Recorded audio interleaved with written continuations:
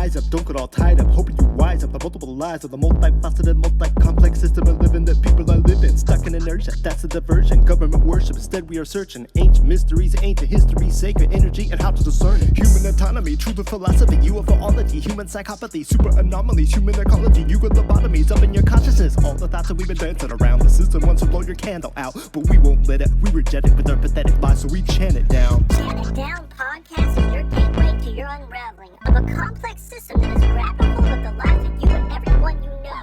Come untangle from this woven web to understand this crazy world. Chant It Down with your host, Loomis.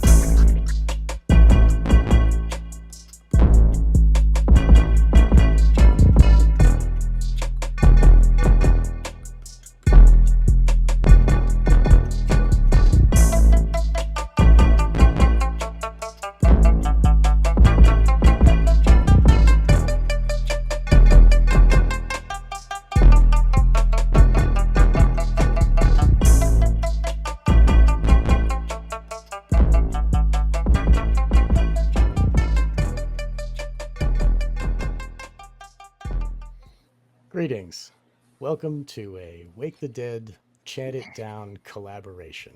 Today we are very excited to bring to you a very important episode that we hope you will enjoy and hopefully not get totally angry at us. So today I am host of Wake the Dead, and here we have Loomis, host of Chant It Down. Welcome, Loomis. Hey, thank you. I'm glad to be here. Yeah. And we have Mark Passio, and want to welcome you to the collaboration, Mark. Thanks for coming. Thank you so much, gentlemen. Glad to be here. Yeah, and I want to thank you, Mark. You taught me more about human freedom, causality, and the true laws of nature more than anyone out there. So I appreciate your work. I appreciate that. Thank you. Okay. Yeah. Likewise. Over here. So that is wonderful, Mark. You are you are host and creator of sorry, I apologize. Jeez. You are host and creator of What on Earth is Happening. And that podcast has been going for many years. And you have you've had quite an arc of production, and we've seen the long gamut of your transformation into more of a sharpened sword of truth. In the beginning, you were trying to take it easy, and now you really pull no punches, and I admire that. And we are happy to have your voice here for this conversation, because this topic is very important for many of us in the community. I don't know if you call it truth community, but the those of us who have been down the rabbit holes have no doubt come across the Psyop of flat Earth. It has been thrown in the bunch along with the 9/11 conspiracy, the JFK conspiracy. Like, we all know, like, from our discernment, we have understood that 9/11 was most definitely a globalist plan to change our entire society towards terrorism and control. And that is true. This is a true conspiracy, and we all know that JFK was not killed by a magic bullet. We all know that the convid fiasco was a world culling operation. Those are all true conspiracies. And yet in the mix, while you're going on you see one video and then another suggested pops up and it says flat Earth. Oh, check it out. This is the real truth. You want truth? Here's some truth, buddy. And that right there is a psyop. And I really wanted to get deep into it today. And Mark, you are the perfect guest for this, because long ago, when in the days of Facebook, when I was still allowed on Facebook, I was moderator of one of your discussion groups, along with Jose Perez, a good friend of ours. And there was this moment when all of a sudden flat earthers just descended upon the chat, and Yep. they took over. And we were fighting them for days and days. And I can only imagine that the reason they fought so hard is because your logo has a round earth. Right. One of the reasons. I would say one of the other reasons we saw that complete invasion into the areas of the internet that are simply trying to deal with morality and natural law and the understanding of the causal factors, the underlying causal factors of human slavery, is that they were trying to garner into their group, into their religion, into their cult, as I would call it, as many outspoken people in the truth community and as many independent researchers in the truth community into their fold. And they very specifically were sent out into our community to do that. And when I didn't bite the bait, there was a lot of disgruntled flat earth cult members out there. And again, as I've told people many times in my work, like on my podcast repeatedly, I've been repeatedly stalked by these people digitally, not in person, or at least not yet. But I've made no bones about that. I find that to be absolutely unacceptable behavior that is based in violence, because if you have told someone that you want no affiliation with them, freedom of association is one of the most basic of human rights. If someone tells a person to stay away from them, whether physically or digitally, to stop stalking them, to stop harassing them, for it to be continued to be done is a violation of a human being's right to be left alone. I consider that the first right under natural law, is the right to be left alone. And they have not shown the human decency. I mean, before we even get into the mechanics of things with why flat earth is a psyop, just speaking to the types of individuals and their personalities that you deal with in this community, they are ravenous, savage religionists, is the only way that I could word it. They are savage cult members. That's how completely indoctrinated into a dogmatic system of belief that they are. I don't digitally harass or stalk anyone. I put my information on the areas of the internet that are under my, my ownership, where I want to publish my findings. That's it, of all my years and years of research.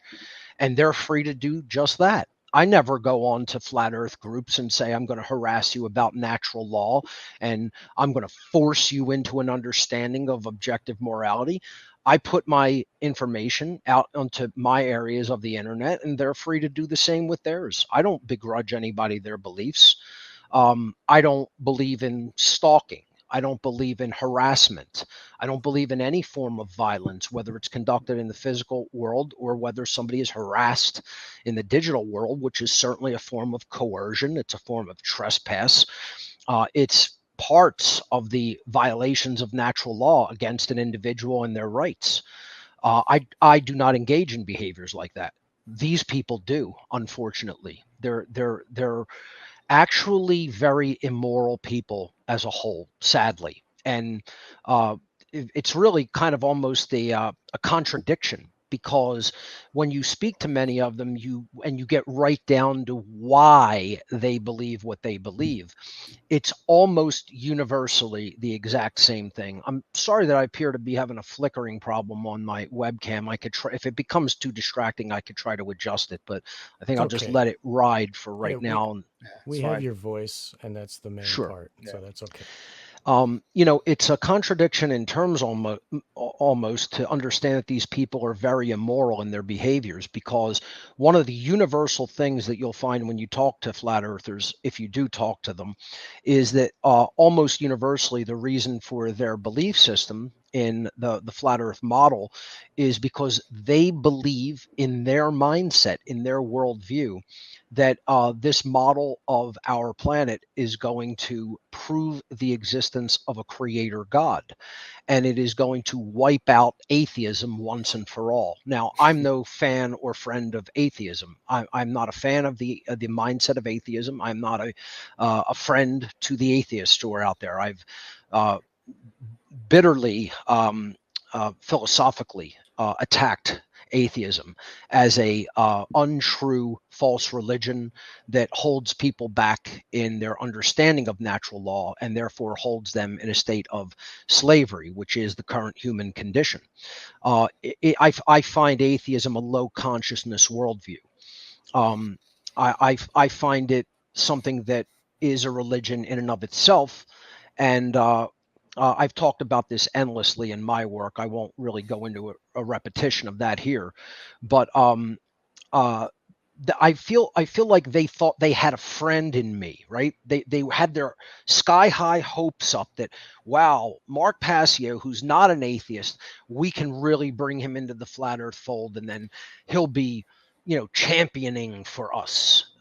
And that's how it really was early on. That was their mindset, I believe. And when I, again, didn't accept that role, many of the community of people who subscribe to the flat earth model really got butthurt badly. And, they wanted to really throw it in my face because they just felt that I was going to, fold into their whole belief system, and that would act as leverage to continue to associate certain aspects of the freedom community, especially those who are trying to promote and disseminate and bring to a much wider understanding of the public the underlying causal factors of the human condition of slavery, by an understanding of what immoral behavior truly is and why we should not align ourselves with it behaviorally or ideologically whatsoever. If they could identify that growing movement with, and I wouldn't say it's super large or super growing, it's in its infancy still, but if they could associate that budding movement with something as patently ridiculous as the flat earth model and worldview, then they could take out the whole understanding of natural law movement while it was still in its infancy. And I think that was really the purpose of that initial launch of attack against me, my work, and it's been ongoing today. It's subsided quite a bit, but I'll tell you, they're still out there. I still get, as I'm sure you guys do, brutal emails. Even have gotten some, low-level threats of violence that I don't personally take seriously. I mean, as I've under no uncertain circumstances told people, you want to bring something like that to me, you're definitely messing with the wrong person, and test that assumption. Yeah, But I've been to your basement. I know. yeah, I don't really want to make it a penis measuring game here and a game of threats or anything like that. I'm just saying I leave other people alone, and if other people want to continuously harass me and not leave me alone, if they take it to a certain place where I find it a credible threat, they're not going to like the response. So, I'll just leave that at that. But Right. I think, that was their initial intent, was to say, we're going to get somebody who we consider, maybe a burgeoning member of the freedom community, and we're going to move them into our camp. And when that didn't happen, they just unleashed their fury. And you really can see how they really don't understand morality, and it's a shame because they're basing their entire worldview on a false model of reality, and they don't even understand what's keeping people enslaved is their lack of understanding of morality, and they display this through their behavior that they don't understand it either. They display it through their behavior that they're willing to lie, they're willing to put someone under a state of duress, They're willing to trespass against someone else's rights. They're willing to coerce other people. And it's really sad. It's a shame because they don't even understand the factors that are keeping them enslaved, and they actually believe it's about the shape of a planet. And to me, it's laughable and sad that we have adults in the world that really can't even reason to the extent that they haven't learned basic arithmetic, geometry. They haven't learned basic cosmology. They haven't learned basic astronomy. Most people have never taken any type of astronomy class, any type of self-observation of astronomical movements. And they really have badly formulated math skills in general. And they're not applying the real trivium method. They're working from a conclusion, and they're trying to reason backwards to make the data fit their conclusions. And that's not how scientific discovery is done. That's not how any truth discovery is conducted. You have to formulate an idea and then test it observationally, test it with rigid means that are repeatable, that are observable, that are testable through experimentation, observation, and experimentation. And you have to be willing to adjust your worldview and model as the data comes in. You can't stay rigidly attached to a worldview or a dogmatic understanding of something when the data is contradictory to that and is telling you something different. And I could give many examples where they do that. We could look at, if you want, I'll let you direct where you want to go, but I've basically prepared a few simple observational refutations of the flat Earth model.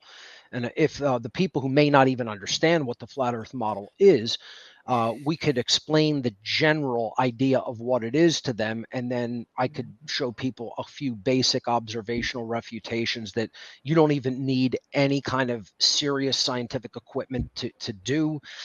It requires very, very little in the way of resources or money to just perform these basic observational tests, experiments. And I've thrown the challenge out there to flat earthers to do these very inexpensive observational experiments, and exactly 0 of them have taken me up on even just doing an experiment, a very simple backyard experiment. They will not do it, period. They have basically said as such over and over again, we will never do that. Almost all of them. And I'll throw the challenge out there again later as we go through some of these refutations. I'm sure you have many of your own that you could discuss. But over and over again, I've gotten back the same response. I will not look at the data that comes in from those type of experimentations. I will not do it. Well, we can later on in the show, we can discuss why they said they will not. It is they're caught in a mental trap, right? Right. And I think it would be very informative for the listeners who actually do understand science. And I've had on my show, my brother Jim is a doctor of particle physics, and he worked at CERN, and I told him about flat Earth, and he tells me, what? People what? He never heard of it, didn't believe it, and we talked about. It was a great show, and so it would be good for you to discuss that, Mark. But I'd like to give it to Loomis first. Do you have any questions for Mark about what he just said? Do you want to take the lead here for a minute? Well, no, I just agree with what he said. I mean, I've had a lot of harassment myself, not probably to the extent that Mark has, but I guess I should preface this in a way of how I saw this Psyop come in first, maybe just a little bit of that. Sounds good. When I started this journey, I learned from writers and researchers like Jordan Maxwell, G. Edward Griffin, David Icke, William Cooper, John Coleman, people like that, right? Real researchers and real journalists who understood the truth discovery process, whistleblowers. And today's crowd, I feel like, has evolved to a lot of amateur research and childlike behavior in this community. I think that the larger truth community, or whatever you want to call it, has not evolved their minds since they learned the truth on things. They still think in that sort of black and white with no nuance, and nuance is a major part of this. It's missing. I feel like they haven't developed proper researching minds, and of course these skills aren't taught in schools, but they have the same mindset as the regular mainstream people, but just different perspective. A lot of, they've learned the real hierarchy of the conspirators, but they still jump to conclusions without using the trivium, method of discovery. And it's just like, if I say to a normie that I support gun rights to a leftist, then I'm a right winger. Or if I like Trump, I'm a leftist, or whatever. There's no nuance in this at all. Not that I like Trump. I'm just saying, like, I'm just giving an example. But like, so it seems like there's a right-brained imbalance going on here because these elites have lied to us about everything. So now there basically is no truth, and people have just gone off the deep end with it. It's almost like a paranoid personality disorder. Like when you've been cheated on or something, like with a lover or something, you have that personality. I mean, that paranoid kind of mind, and it's actually come down to, it's not quite a solipsist mindset, but almost it reminds me of this quote. And I dug it up just to talk about from the CIA director in 1981, William Casey. He says, "We will know our disinformation program is complete when everything the American public believes is a lie." So now, though, everything is a lie. And then there's basically no truth. Is basically what a lot of these people have jumped on that bandwagon, and so everything's a conspiracy. It's gone off the real deep end, and I see flat Earth as the perfect psyop for this community, because they threw this into a hugely distrusting community of people, and then it's a perfect psyop for a lot of people. And I think I saw this come around 2014. It was there's a fairly like strong unit of people that agreed on the same sort of things. I mean, there's little differences, but then this swept through, and ever since it's divided people. I've gotten, hate mail from people that are in a religious mindset telling me space is fake and I'm attached to a globe. And just maybe to pause for a second, it's the exact mindset. That exact mindset is keeping humanity enslaved. It's that cult-like mindset. And yes, everybody must think like us. Flat Earth is the only truth. And honestly, I looked into it. I gave it a good amount of research. I put it through the trivium, and I did it, and then I put it through in the trash, because not only did it not stand true, I saw the fruits of it. The infighting, division, religious like mindset. People jump into ridiculous conclusions, and really what it is a lot of simplistic thinking. And the worst thing of all is that all the work that we all do to try to get the truth out to people, it's put a turd in the punch bowl. Basically, it's polluted it. So when I talk to someone who knows this information from the outside or something, and then they're going to say, "Oh, I bet you think the Earth is flat too." So it's, and it just ruins the whole thing. So it's almost like a virus that has swept through the community, if you will, and it's emotionally charged. And that tells me a lot. That's something we may want to come back to, is how emotionally charged it is. Because if something's not true, it's not true, and you just kind of go on with your investigation. But these people won't. And that polarizing, emotionally charged attitude shows me there's something seriously wrong with it. But yeah, anyways. That really is the whole purpose of the psyop, it's a guilt by association psychological warfare tactic. They want people to associate anything that is genuinely true in the alternative research community, the conspiracy community, etc. They want people to associate that with this ridiculous notion of the Earth being flat. So as you said, if you bring up, hey, 19 hijackers with box cutters did not do what happened on 9/11. What do you believe? The Earth is flat too? It's completely an association, tactic, and that is very unfortunate that the mind controllers of our world can conduct a psychological warfare op this easily upon the population, that we're still not in a state of psychological maturity, not in a state of maturity when it comes to epistemology, quite frankly. Really the understanding of how you arrive at knowledge, and how you arrive at a distinction between what is true versus what is untrue. People don't have a mature epistemology. And unfortunately, the controllers of our world very deeply know that. And they're exploiting that understanding. And they can invent new religions essentially whenever they want. This is essentially what the flat Earth was. This was the intelligence agencies operating mostly in the United States, but it's probably a joint operation between intelligence. Uh-oh. We got going on. It's going to Mark, have there you rigid, are. Okay. dogmatic beliefs. And we're going to float that out there to the truth community. A bunch of people with a damaged epistemology are going to latch onto it viciously. And then we could just let it go wherever it goes, and it'll take its course organically. And the people who don't really understand how to deploy a true truth discovery methodology are going to organically take it to its logical conclusions, or rather its illogical conclusions. Right. And it'll work to do the end game, the end result, which again is that guilt by association that so many people will fall for.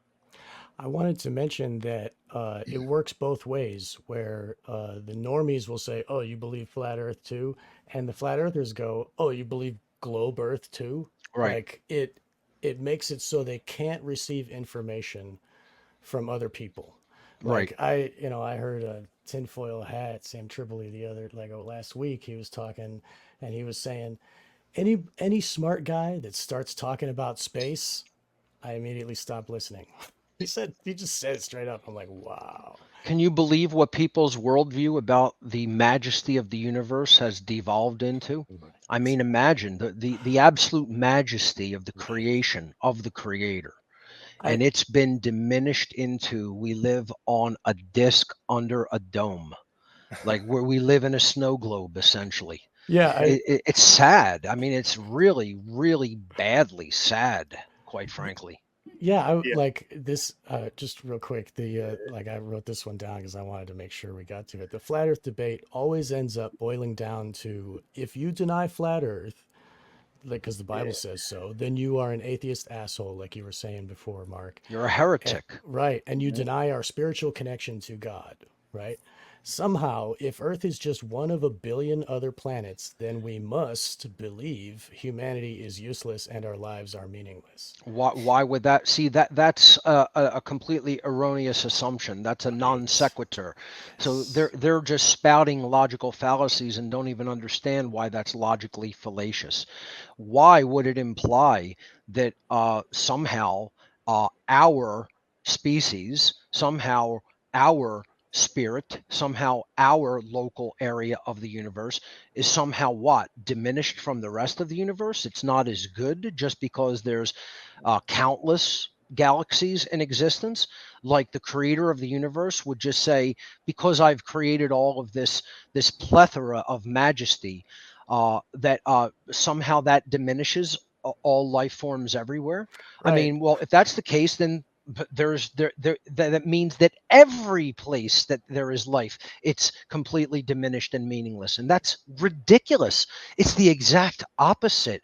The majesty of creation means that all life is special. It means that all life is unique, and every place has its own unique place in the greatness and the majesty of creation. How could it be any other way?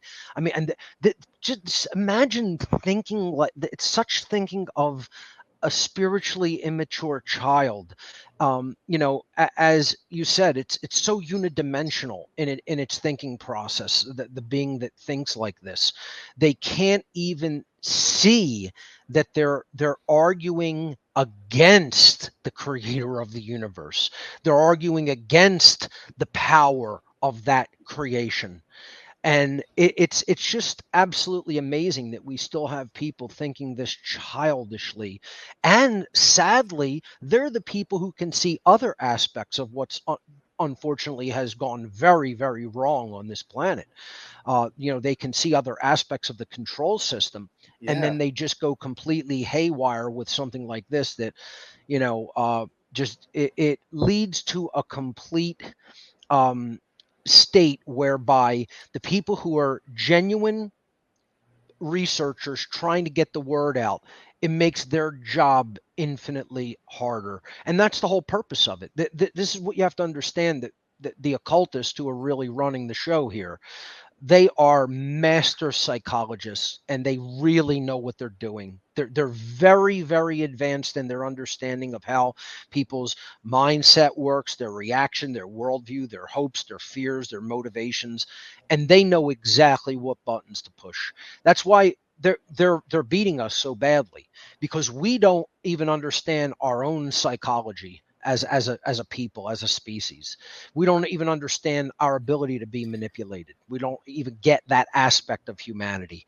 And these people are just chess masters at it. And they're just, it's amazing the job that they're doing. Well, as I've said many times in my work, I don't even consider it, like, I don't even attack those people. Like, they're just animals doing what animals do. That's what the real controllers are. They're psychopathic lunatics acting like psychopathic lunatics. The problem is with the average person. The problem is the ignorance, the apathy, the inaction, the cowardliness of the average individual. And it starts with their ignorance.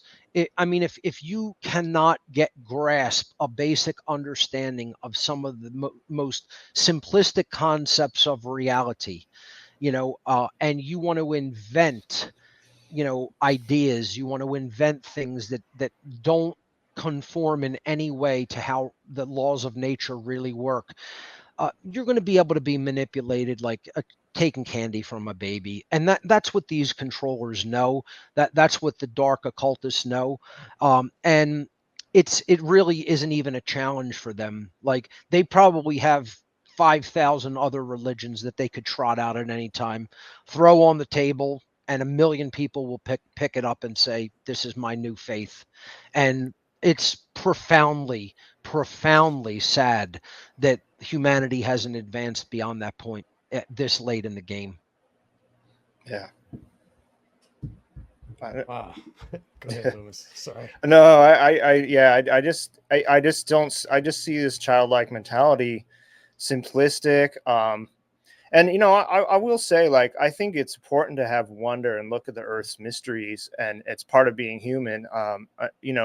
But it's become the opposite of being like an open-minded, like, look at things. It's become a closed-minded thing, and it's dogmatic. Yes. And people have become hubris. I've Yep. lost friends over this, and it honestly reminds me of a drug. It's almost like it gets them high. It's like, oh, this is the greatest truth there is. It's Yep. like, no, it's not even close. No, And not if even. they Imagine only that's the put that greatest kind truth. of Go energy ahead, sorry. into the understanding and teaching of natural law, my God, what Absolutely. progress we would make. And I'm not saying natural law should be made into a dogmatic religion like the flat earth, because number one, it's not a dogmatic religion. Yeah. It's simply the laws of the universe. So I'd like to look at a couple of basic observational refutations of their model, but first people have to basically understand their model. So for, viewers or listeners that do not know what the flat earth model is essentially that our planet is a disk that is embedded in ice. There's a wall of ice around it, and then there's the two major bodies of the heavens, the sun and the moon, orbit above the disk. So you have a plate-like disk. There's a wall of ice around the disk, and it goes out into apparently an infinite plane, as many of them think. And then, above the disk of the quote Earth, the sun and the moon orbit in a circle in the equatorial zone of the disk of the Earth.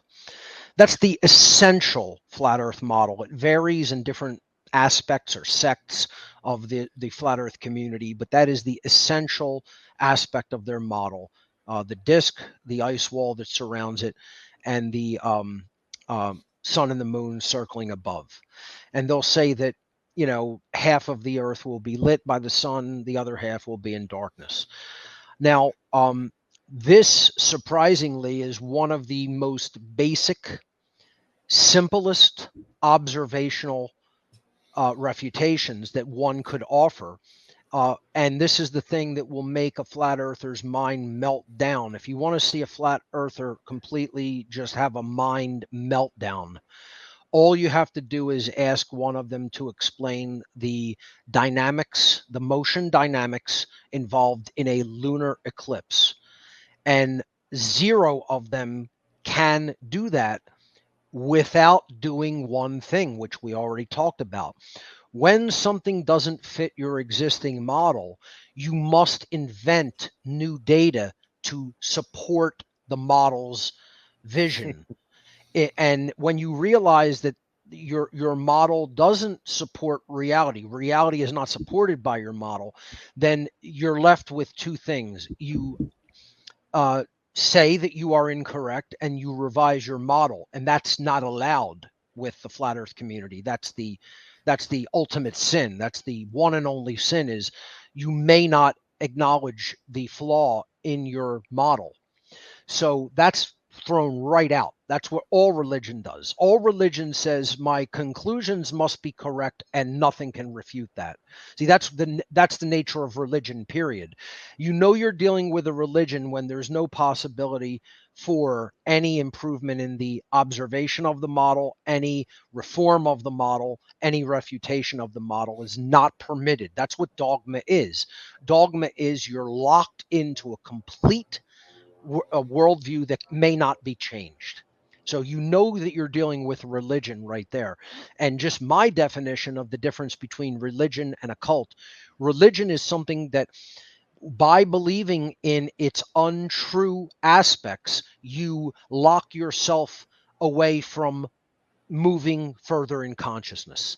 So religion is something that is untrue, that someone stays latched onto dogmatically, and it blocks the further movement of their consciousness forward into any levels above where they are at. That's religion. Now, when it becomes, when a belief system that falls under the characteristics of religion becomes dangerous to others who don't subscribe to that worldview, don't subscribe to that belief system, when danger is then present for non-believers by believers conducting violence upon them, that's when you've crossed the line between religion and occult. Okay, not occult, but a cult.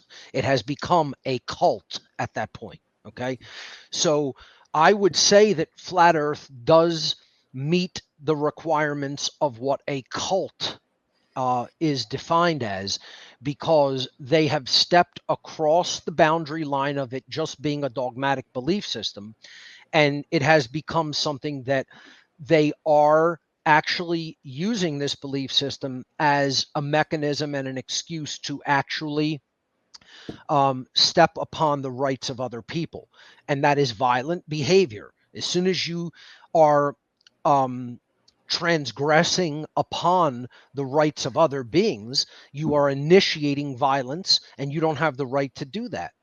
And that is actionable. When you transgress against the rights of another being, it's an actionable offense. Whether it's the government doing it, whether it's the military doing it, the police doing it, it doesn't matter who's doing it. When someone has initiated violent action upon another being, the person who is on the receiving end of that violence has the right of self-defense. And I would say that they have crossed the line, and it has not yet gone kinetic physically, but they have crossed that line into cult territory, and they are violating people's rights in the sense of they are coercing, they are putting people under duress, they are essentially trespassing upon the rights of other people through harassment. That is where many of their members have taken it. They are a proselytizing cult. See, it's okay for religions to exist. I don't have any problem with religions existing. If flat Earth just stayed a harmless religion, I don't have a problem with that. If people want to believe nonsense, they're free to believe nonsense. That's what freedom is. Freedom is you're free to be wrong about things that don't concern human rights. Okay? And flat Earth doesn't really concern human rights. Certainly not directly. They would probably make the argument it does indirectly, but I don't think it does directly or indirectly involve human rights. It's not about morality. It's about the shape of something, of the place where we live. That to me is not about rights. Someone pushing a worldview onto someone else does involve rights. That does involve the flagrant violation of the person's rights who that worldview has been being pushed upon. I call this in my work worldview violence. And flat Earth is a very, very clear example of worldview violence. It fits all the definitions thereof. So I consider it a cult. And you could ask these cult members, explain to me the lunar eclipse. And the reason they'll freak out about that, and they will have to invent something new to fit the model, because just based on their initial model, the lunar eclipse cannot be explained. Okay, so the lunar eclipse occurs when some object comes in between the sun and the moon and projects a spherical, a round shadow, a two-dimensional shadow, which would be cast by some type of a round or spherical object upon the surface of the moon, and then eventually it passes away from the moon's surface. And in the flat Earth model, that cannot be the Earth, because the Earth would have to be spherical. So, and it certainly couldn't be the Earth, because the disk of the Earth cannot get in between the sun and the moon, right? Because the sun and the moon are always above the disk of the Earth, right? So now, honestly, folks, if you don't believe me, you may have to go out and ask the flat Earth community themselves, because while I'm not a member of their community, I'm going to tell you what their answer is to this conundrum, okay? They will not say, well, the lunar eclipse cannot happen on our model, because that's not allowed. The model must be true, remember, right? So you cannot say, I'm looking at my own model and I see no way for the lunar eclipse to occur. So they have two basic answers to this. And the first is the shadow object. No, I kid you not. That is the actual answer of the flat Earth community. The majority of the flat Earth community will say an object that is heretofore unknown and unseen, that has no gravitational effect. Whether they accept the concept of gravity or not is another story, which many of them don't. It has no ability to be observationally witnessed. All the object is a shadow. It literally is darkness, and it just passes in front of the moon. When the Earth, moon, and sun are apparently aligned in this fashion, only at that time. It then comes out of whatever dimension it's been hiding in for eternity, and it suddenly makes its way across the disk of the moon, the face of the moon, and then continues on its way, never to be seen or heard from again until the next lunar eclipse. And I swear to you, that is actually in the flat Earth explanation for a lunar eclipse. The other explanation, which you might hear, and it comes up a little bit less frequency, is that the moon itself does not exist and is a holographic projection. Right. And or the face of the moon that does face the Earth is some type of a projection. And the lunar eclipses is just the movement of this projected shadow across the moon just to fool us into believing that the Earth is actually a sphere. I mean, what I'm Just to saying, fool us. should we have to have this discussion in the year 2024? We shouldn't be on to bigger and better things about maybe why is humanity enslaved? Why are we a species that is operating in a condition of human slavery, of covert occultic slavery? And how to get out of that system of mind control and how to actually have our rights be intact because we behave in accordance with the morality of the laws of the universe. No, we can't even begin to have that discussion because we're arguing over the shape of the damn planet. And with such a ridiculous observational model that cannot predict any eclipses, period. And when you just ask them, just please explain the dynamics of a lunar eclipse, their mind melts down, and then they come up with the laughable faith-based theory of an unknown, unseen shadow object. I mean, this is how childish humanity actually is. This is where we're at as a species, folks. I just wanted to interject. There's another one that I've heard where the moon has its own light. It shines like it's its own luminary, and it has phases. And But how would that explain the lunar eclipse? A shadow just suddenly comes across it. It's like some a curved. Point? It's a curved. It's because I can't. I don't know. I'm sorry.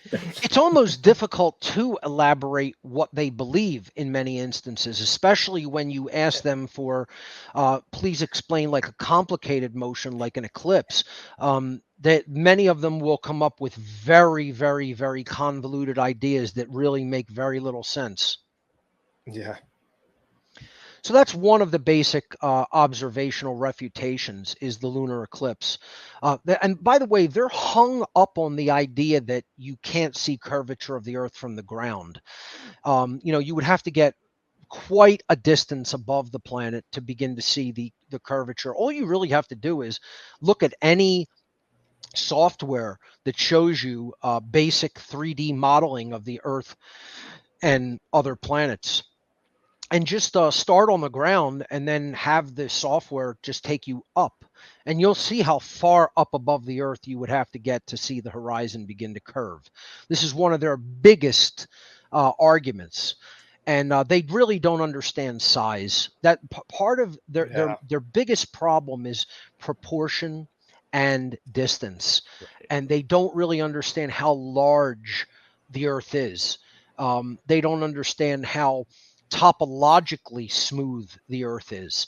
It's another big thing that has to be brought up to people like this, and to get them to see things in a state of ratio and proportion, because they have a very poor internal understanding of proportion. And many of these people are people who probably have not really traveled. They have not been in an airplane.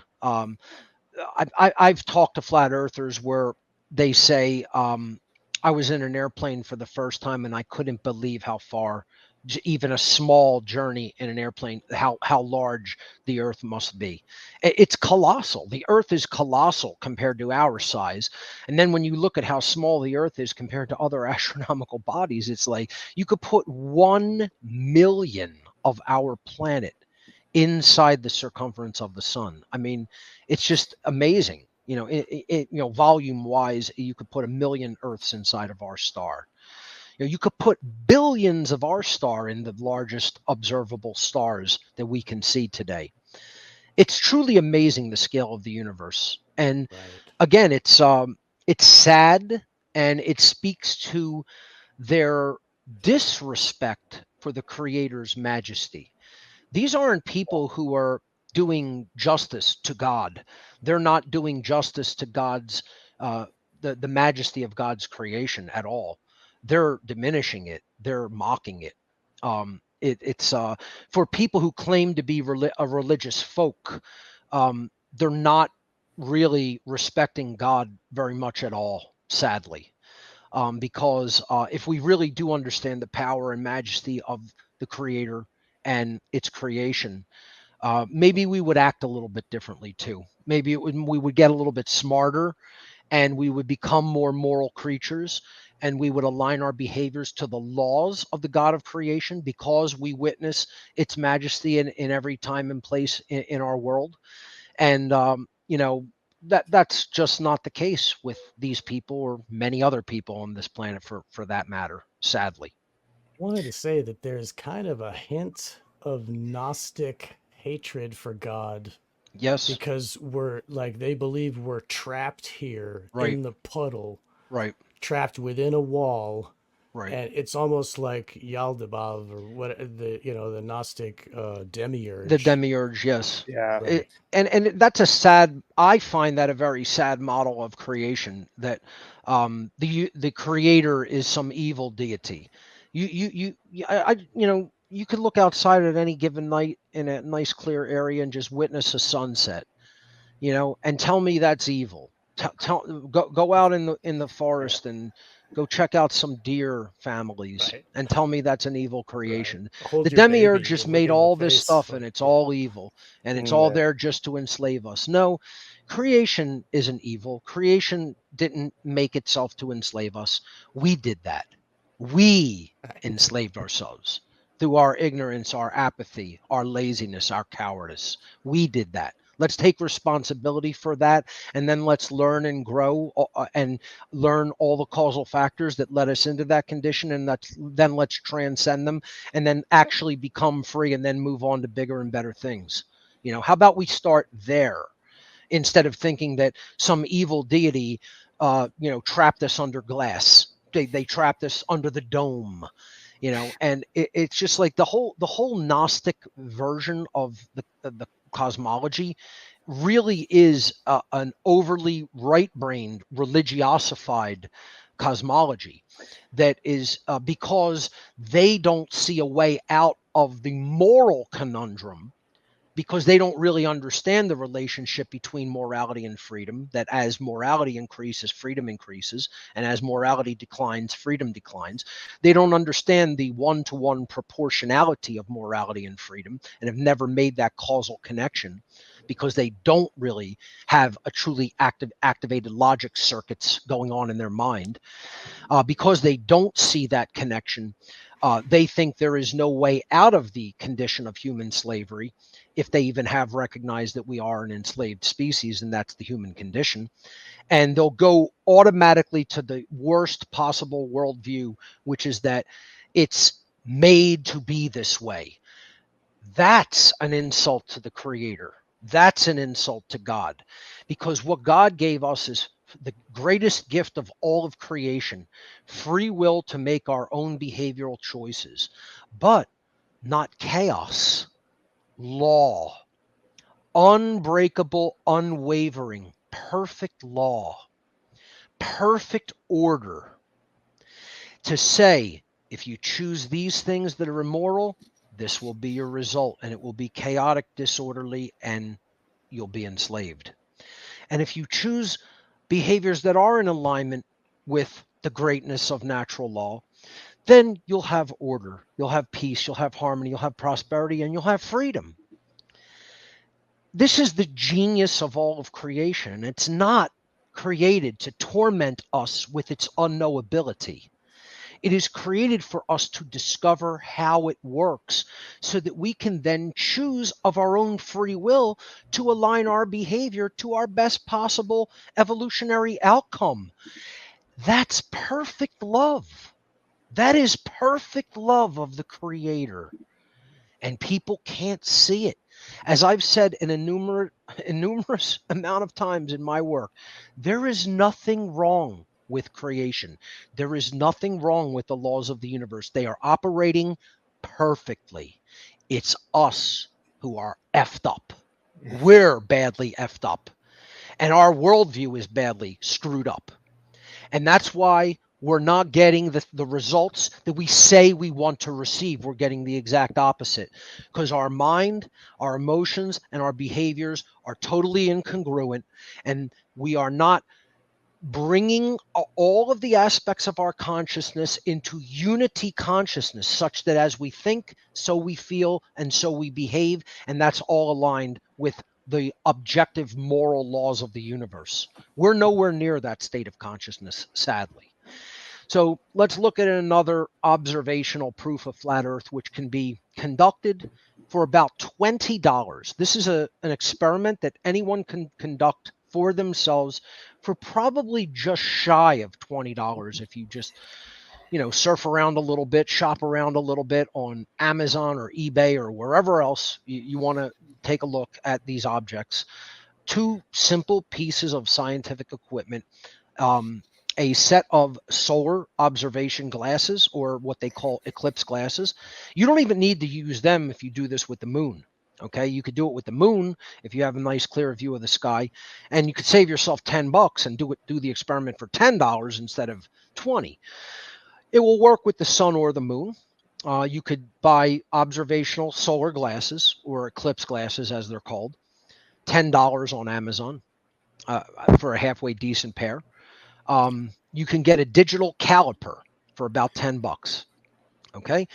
And maybe you want to even incorporate maybe a ruler or a stick of some kind, just so you keep it the exact same distance away from your eye when you make the observation. You could incorporate a yardstick or something, tape the caliber to the yardstick, or if you just hold it at arm's length, make sure, you don't extend your elbow or your arm anymore. Just, a good, nice, steady distance. You could do it like that, and you'll get statistically consistent results with this observational experiment. So all you need to do is observe the sun or the moon during the course of a day. Okay, and make measurements as to the apparent size using the digital caliper of the amount of space the sun or the moon takes up in the sky as they traverse the day or the night sky. Very simple experiment. Okay, and just write down your observations that come up on the caliper. It's this much distance in the sky, it's this much distance, it's this much distance, and write down your observation of the results you get in the caliper, and just record them, and you'll have a consistent set of data. Observationally, statistically, you won't have, an outrageous difference during the course of any given day of the size of the sun or the moon, which means that they stay a consistent distance away from the Earth or the surface of the Earth where you're observing them. This is very simple geometry. It's very simple astronomical observation. You can't get any simpler than this. It's about the simplest observational experiment that you could possibly do. And, because their model would project or predict something different, right? So just let's look at their model again. You have the disk. You have the sun and the moon go above the disk. They'll say that the rising and setting of the sun and the moon correspond to the distance at which they orbit above the disk of the Earth. So let's say you have, here's the disk of the Earth, okay? And you have a stationary observer here. And the sun goes like this above their head, okay?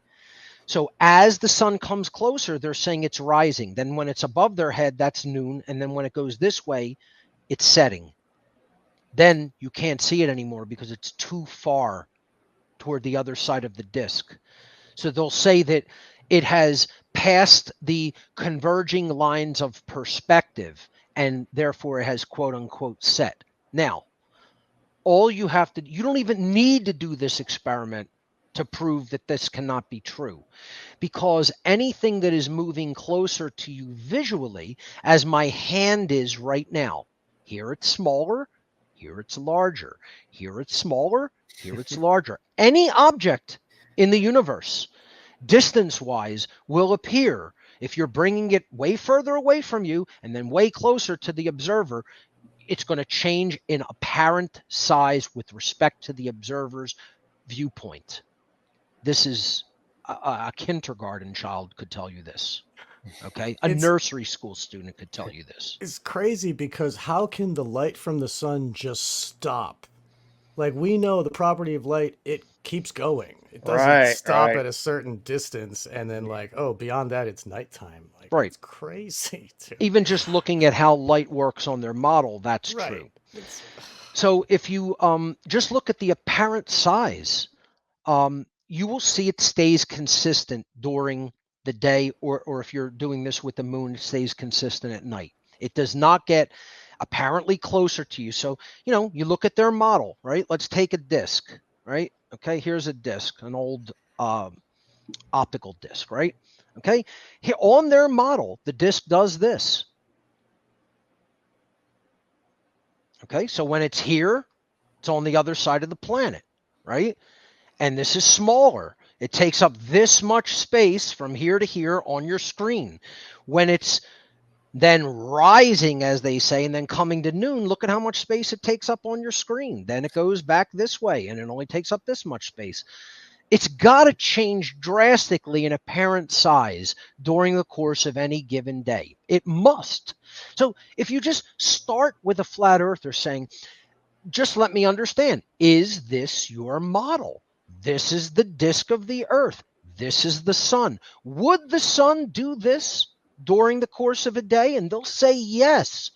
Well, then, would it not, by definition, have to look larger here and have to look smaller here and then have to look larger here and have to look smaller here? Would, by definition, it have to do that? And then they'll start slowly thinking, maybe I shouldn't say anything else, because they can't refute the model. The model is God to them. The model is God. So you cannot contradict the model because the model must be true. So they won't do the experiment to measure the apparent size of the sun or the moon during the course of the day, because that observationally must disprove the model. I will not speak to any flat earther who will not conduct this simple experiment. You're telling me what your own model predicts.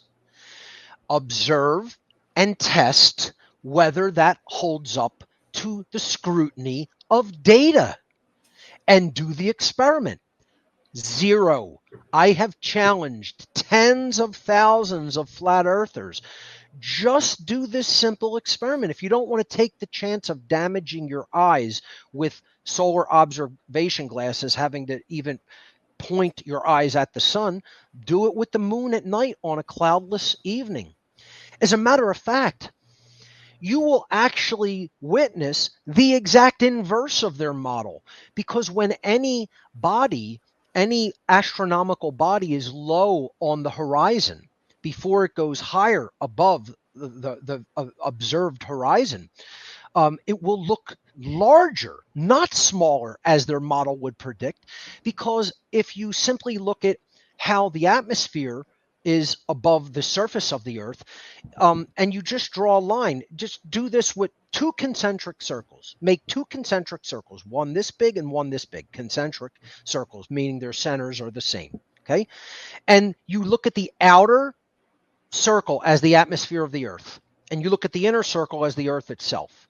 Draw a line from the very top point straight up, and draw a line from the very top point of the inner circle straight outward, orthogonal or tangential, orthogonally tangential to the inner circle. Okay? Which one will cover more distance in the atmosphere? It will not be the one straight overhead. It will be the one that's tangential to the inner circle. It will move, the light will move through much more atmosphere from a stationary observer on the planet than it will directly overhead. By geometric definition, the very basic definition of concentric circles, okay? The ground and the top layer of atmosphere. That's it, okay?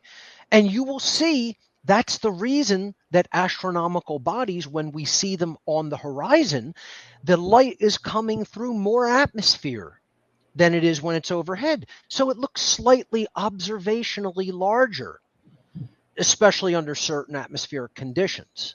Okay. the On a pretty atmosphere. cloudless day, you will not get a whole drastic statistical difference when you measure the sun or the moon in apparent size.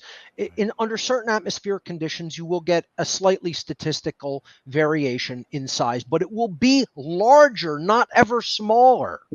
Sorry, go ahead, Right. Sean. I was going to say that for one, the sun and the moon set down behind the horizon. We see it like disappear from, but the atmosphere is it's comprised of air and water.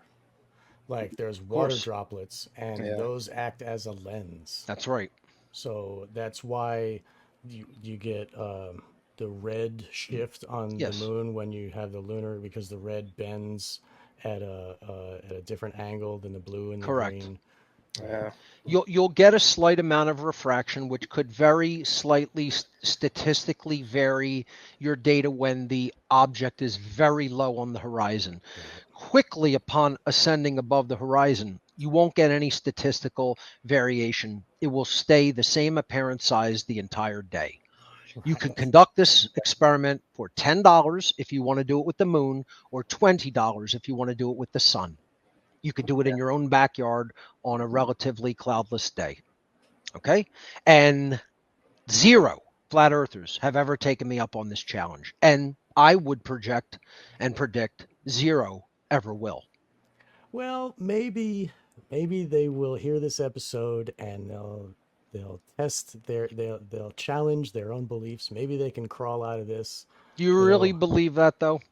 Because I believe it'll be more death threats. I believe it'll be more harassment. It'll be more angry, vicious, nonsensical emails, Right. more coercion because they're immoral people and they try to coerce other people into believing what they believe.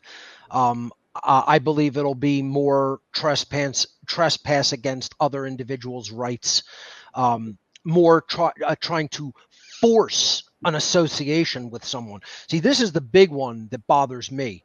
It's like, if someone doesn't want interaction with you and you try to force that interaction, that's harassment and coercion and trespass. Clear and simple.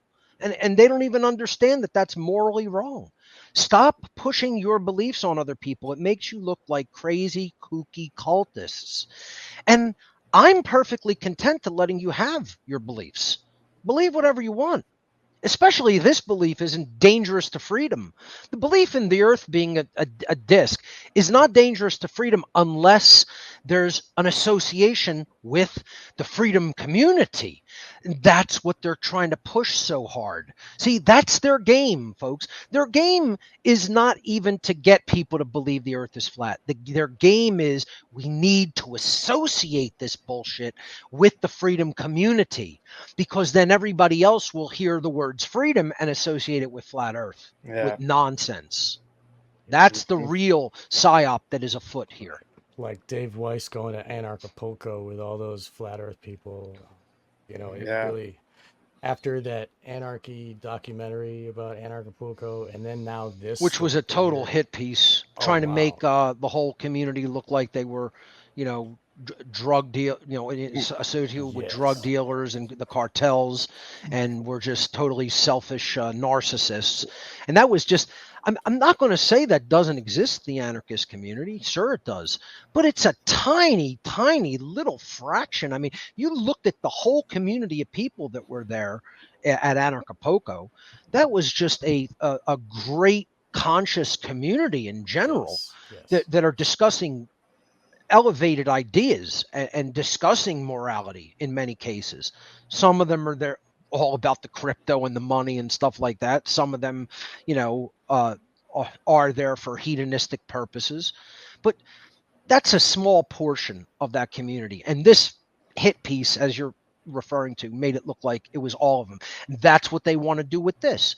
Flat Earth is like a hit piece directed toward the freedom community to say, look at all these kooky nuts talking about that human beings are enslaved. They're all flat earthers. And you know what? Sadly, a good portion of people who believe in, who really do want human freedom, are flat earthers. It's a lot of people. This is not a small group, folks. No. This is a gigantic proportion of the whole freedom community at large, and that's the quote unquote dangerous aspect of it. In and of itself, this belief is not dangerous. Where it becomes quote unquote dangerous, I'm not going to say it's physically dangerous because of this, it becomes something that is problematic to the freedom community by association with these believers in this model. I'll tell you what, my personal experience having a podcast, I was sent a letter by Dave Weiss or his people, I guess, requesting to be on my show. I didn't answer. Just like, whoa, dump in the trash. Yeah. Loomis, did that happen for you? Did you? This Dave No. Weiss guy, because he's got an No. app. He's selling an app. Right. And this app every day gives a new Flat Earth documentary. So every day these people wake up and they get more programming.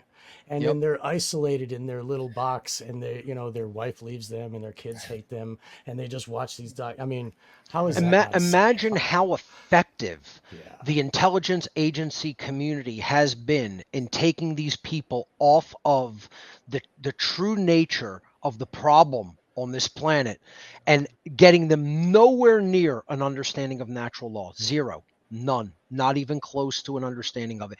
And they actually believe they're serving the purpose of human freedom. And they have no clue about natural law. And this is all they talk about and discuss among each other. Like I said, we are a species of like little infants in crapped diapers that they could just lead around by the nose at will.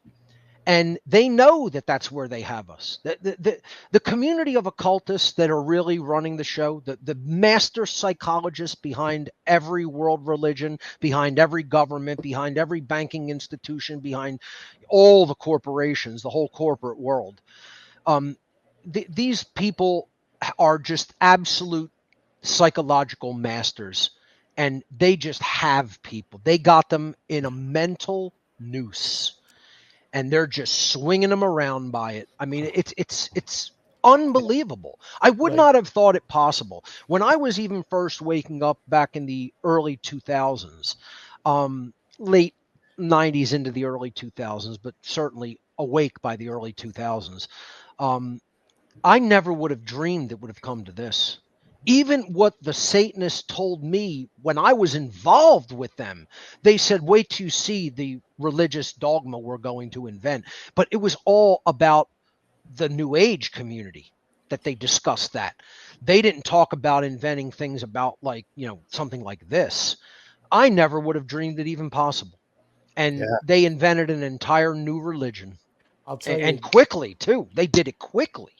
There's the bait and switch where they tell the people or whoever, like whatever, the people believe if they can just get beyond the ice wall, there's more land, there's freedom.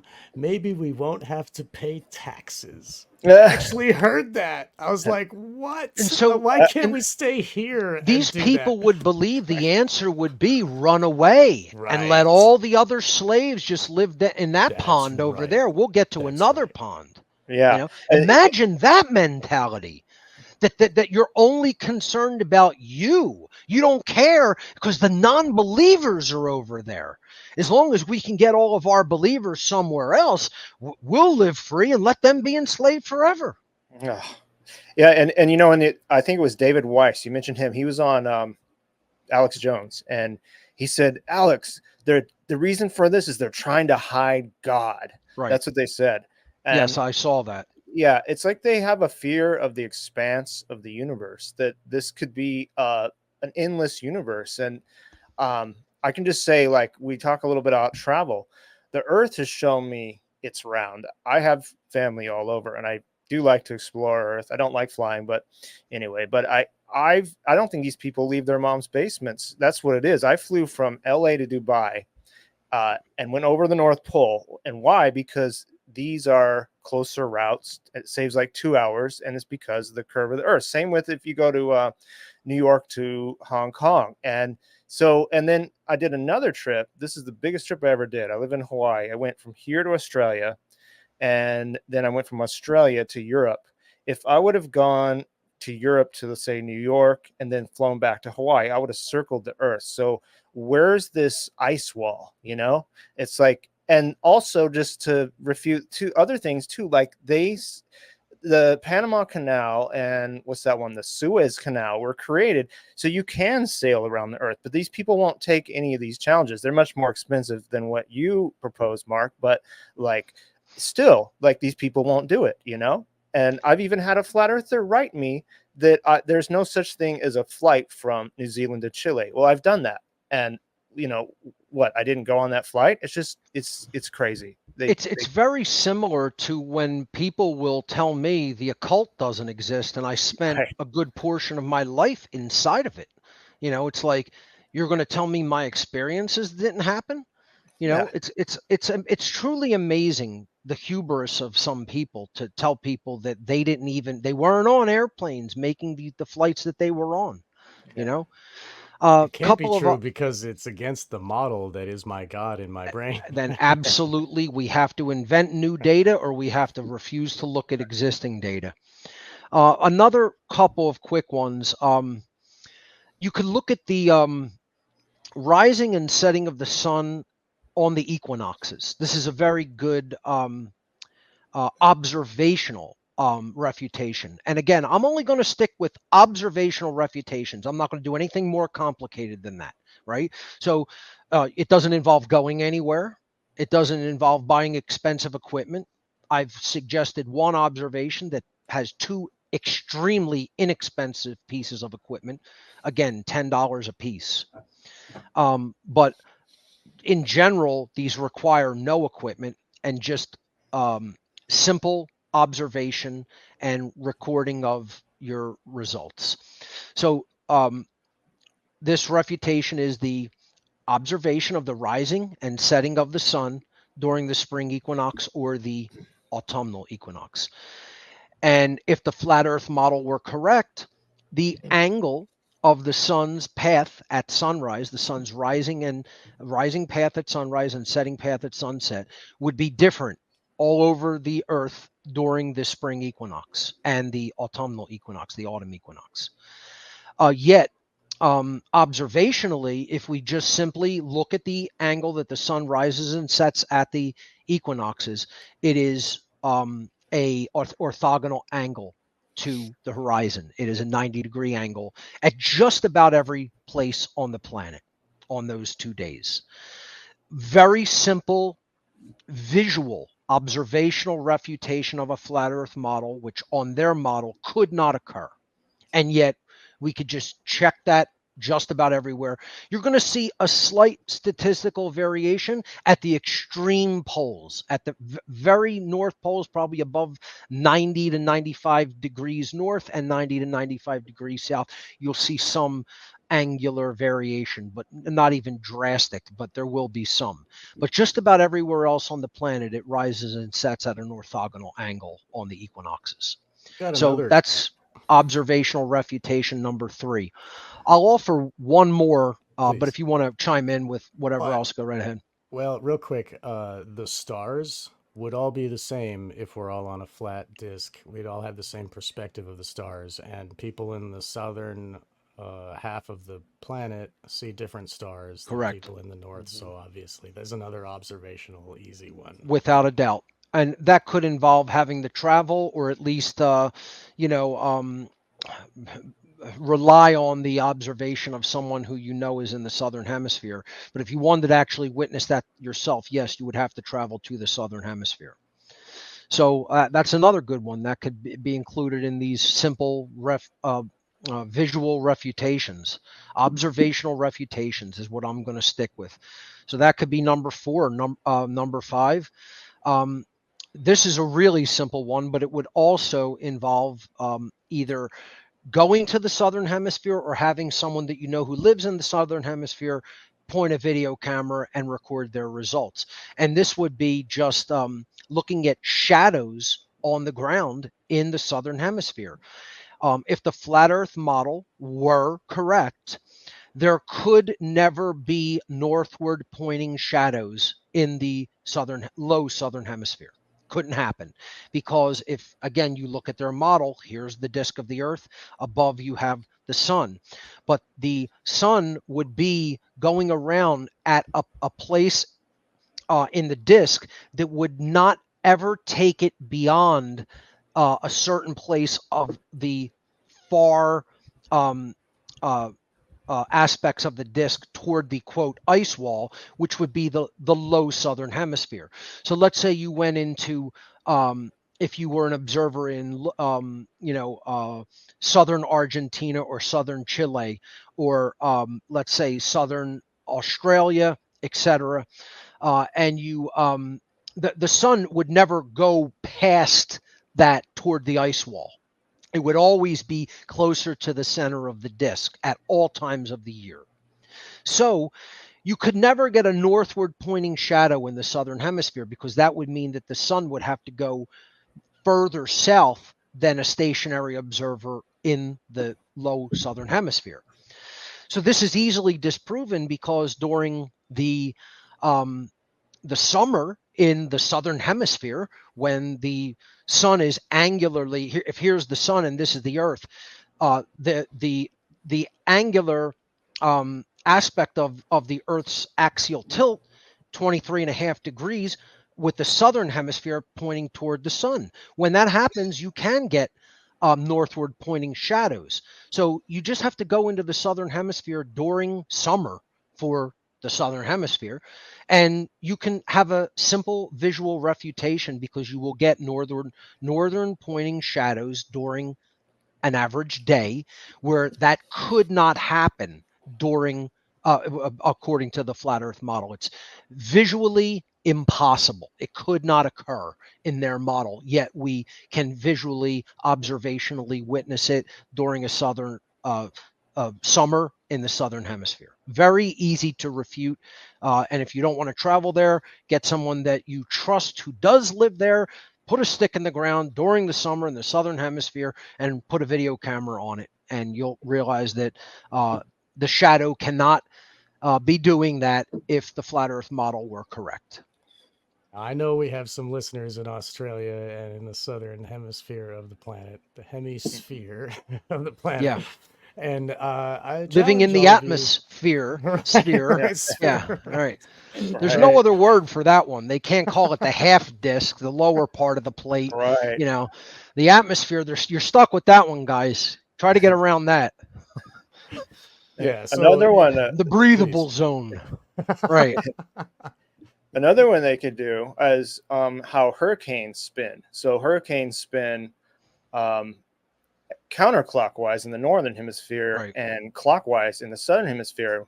I live Coriolis effect, yes. Coriolis effect, yeah. And they don't cross the equator, because actually I think the Earth is kind of bulges out right there. So you'll notice if well, I live in Hawaii, so I don't live that close to the equator, but we do watch these hurricanes, and someone could do this. They never cross the equator, and if they do, they dissipate, because they kind of turn the other direction. So it's simple. You could just watch hurricanes and see if they do that.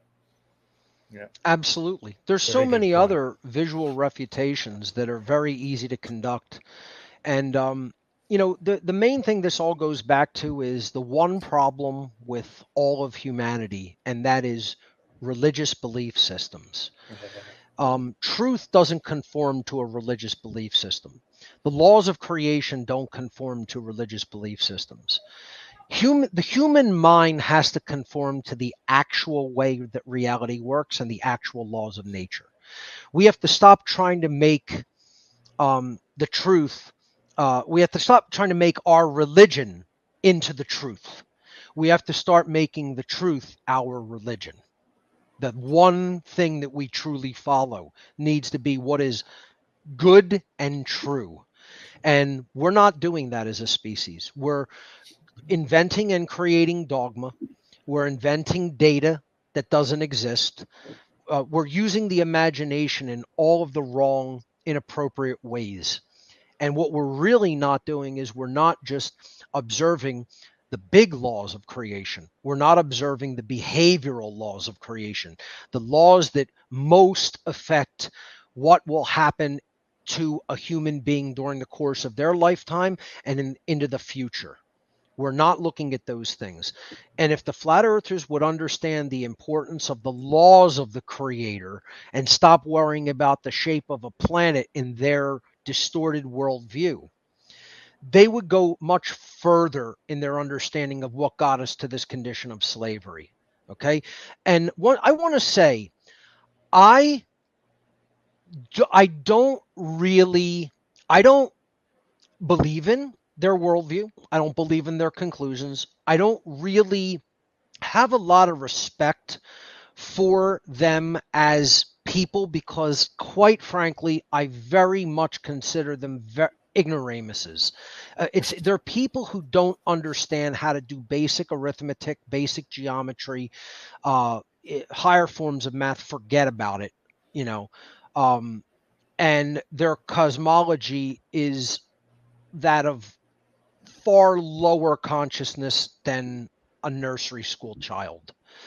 And I can't tell you, I'd be lying to you if I said I have respect for that kind of intelligence. I don't. I don't have to respect you. I don't need to like anybody. You don't need to respect me. You don't need to like me. What we do need to do is leave room for people to have beliefs as long as they're not dangerous cult beliefs. Dangerous cult beliefs, those are actionable, right? Like when somebody says, if you try to live free, I don't believe that my vision or my idea of God wants you to be that, and therefore we're going to come in and rule you in a religious capacity. That's what caliphates do. Right? This is like what an Islamic caliphate is. It's like we've merged religion and the government, and we're going to tell you how you have to live, and we're going to tell you what God's laws are and how you have to conform to them. Right? Like the Catholic Church. And it'll be the most ridiculous thing. Like, oh, we're going to have to circumcise women in the way that men are circumcised in most places. You're going to have to cover up.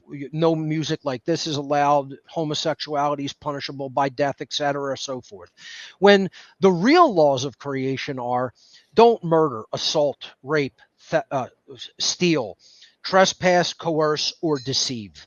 Don't do those things because you're stealing from other people when you do those things. Learn what your property is, learn what it's not, and stop taking things that don't belong to you. Don't take life that doesn't belong to you. Don't take property that doesn't belong to you. Don't take rights that don't belong to you. Don't coerce anybody. Don't align your thoughts with people who do those behaviors. Don't make excuses for them. Don't condone the violent things that they will do, right? And it's like all we have to do is respect regular beliefs that don't initiate violence. And I'm willing to do that, right? I'm willing to say to every flat earther, here's my peace olive branch offered to the flat earth community. I'm willing to say, while I don't respect you as far as how I perceive your intelligence level, I don't have to. That doesn't mean that I have any right to do any violence unto you, nor should you have any right to try to do any violence coercively, put me under duress, trespassing against my rights, in a forced association, right? Leave me alone. I'll leave. I've never incurred on your guys' right to discuss what you want or believe what you want, ever, once, and never will, because I know the boundaries of my rights. I don't have the right to force you to believe what I want you to believe. I don't have the right to force you to not believe. If you want to believe the earth is flat, go believe whatever you want. Leave me alone and leave other people who have asked you to leave them alone. Because if you're not doing that, you've just become another oppressive government or religious caliphate. And I'm not interested in those things in my life. I think those things should be destroyed, right? I think all government is violence, is coercion, is duress, is slavery. I think all religious caliphates are violence, coercion, duress, and slavery. And those things should be destroyed from the surface of the earth, whether it's round, flat, octahedral or otherwise, it doesn't matter. Okay. When you have violence like that, you should seek to stop it and put it out of our world. I want a world free of the initiation of violence. That's what I'm fighting for. And if you want real freedom, that's honestly what you should try to understand we should all be fighting for. And you can have your belief that the earth is flat. Then you can go and observationally test it. You can go wherever you want beyond the ice wall, and good luck. Enjoy exploring all of that, right? I think you should be free to explore it. You should be free to discuss it. Just keep it within the boundaries of your community respectfully. I'm not coming into your community and saying, you have to learn what I'm saying in my podcast. Never once, ever. I don't harass anybody. I don't send anybody email. Believe me, I don't want to be on the computer all goddamn day. I don't want to be sending emails to people. Quite frankly, I don't really like many people. I don't want to communicate with them. I don't want to be doing this shit, quite frankly. Okay. We're glad you're here, though. I so want to thank you. kick back in a bowling alley with a beer and roll a little bit. That's what I want to do. And I very rarely ever do that because I'm doing this shit, right? It's like I didn't ever want to have to teach people natural law. I'm dragged into that kicking and screaming because I realize how ignorant people are. And if it gets worse, it's all of our asses. It's all of our slavery. And it's not the slavery of people who believe in flat earth versus people who believe in sphere earth. It's the slavery of everybody, right? We're all being brought under this oppression, right? I'm willing to let people have their harmless religious belief systems, and if they simply leave me out of it. I'm not in that religious belief. I'm not in that cult. And I don't want to be harassed to be in it. And that's my right to be left out of it. That's called freedom of association. And you have the freedom of association to go and affiliate with other people who believe the earth is flat. Go do it. Knock yourselves out, guys.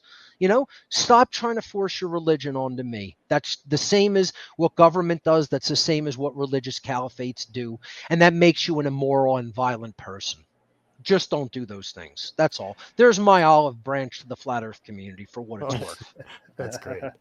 I just wanted to say what you were talking about how they can grow out of this. And you say on your show many times about the first step in learning the occult is to stop lying to yourself. That's right. Yeah. That's the first dictate of the hermetic pathway of initiation into the occult world and into true occult philosophy. There's 5 steps to that initiatory process. The first is stop lying to yourself, because if you tell yourself things that just continue to reinforce your dogmatic belief systems, you're very willing to lie to other people as well, because you don't check yourself first. Check yourself, check your assumptions, check your axioms, your underlying foundational beliefs upon which you build everything else. If you build on a false axiom, you're building on unsolid foundation, and then everything you built on top of that's going to be unsturdy, and that's not going to provide a proper foundational framework of any ideology or philosophy. Number 2 is stop dreaming. Stop thinking that the world works a way other than how it actually works. Don't project a rosy world vision onto a situation of slavery.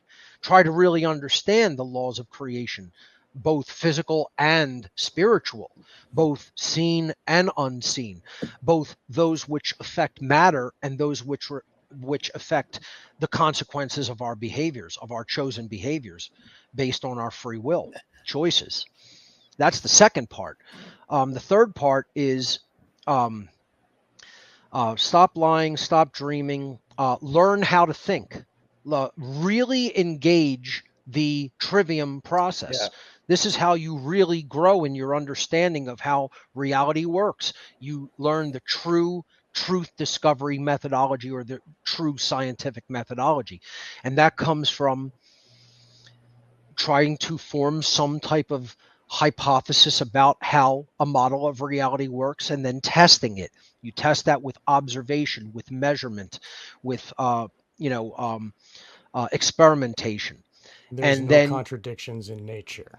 That's right? correct. So that's how you know what's Yeah. real, right? So you Right. want to align with that concept of no contradiction. So if there are contradictions in your projected hypothesis of your model and your observational data, then you have to go back and you have to revise the model.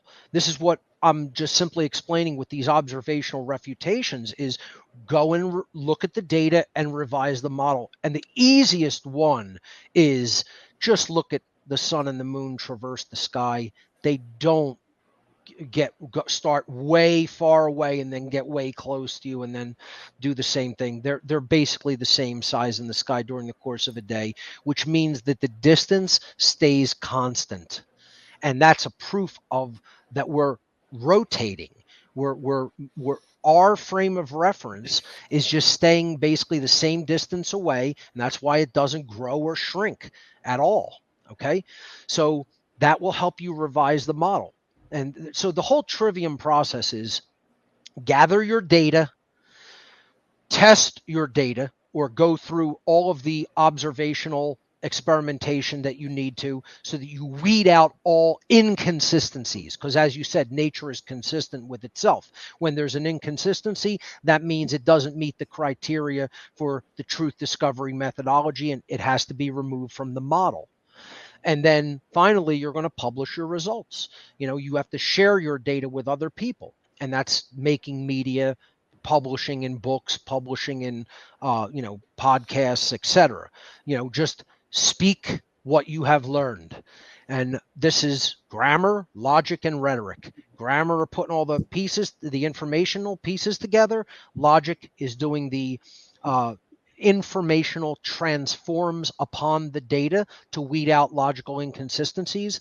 And then rhetoric is publishing your results. This is knowledge, understanding, and wisdom in the ancient version of the trivium.